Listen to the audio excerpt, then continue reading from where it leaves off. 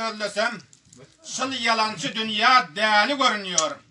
Ele ayna alıp yüze göllesem, avvalen sakkalımın çağlı görünüyor.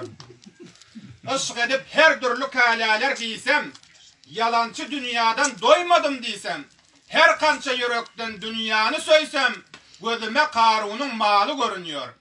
Bul dünya loğludur, bişerim kızdır, kuvarsın tutturmaz çotundan tizdir. Bahar yadım geçti kalanı büyüdür, nedeyin ahiret yolu görünüyor. Baylık barasından bir söz diyali, kettek içi hemme biliyor siyali. Giyceler bay bulup görsem hiyali, çep giysem dağlardan dolu görünüyor. Toy mareka barsa tanırlar bayi, divalın törüdür oturacak cayı.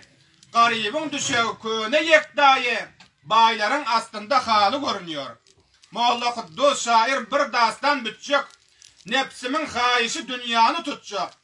Dünyanı kan söysem ahiret gidecek, 3000 yıllık sırat yolu görünüyor. Teşekkür dinlediğiniz için.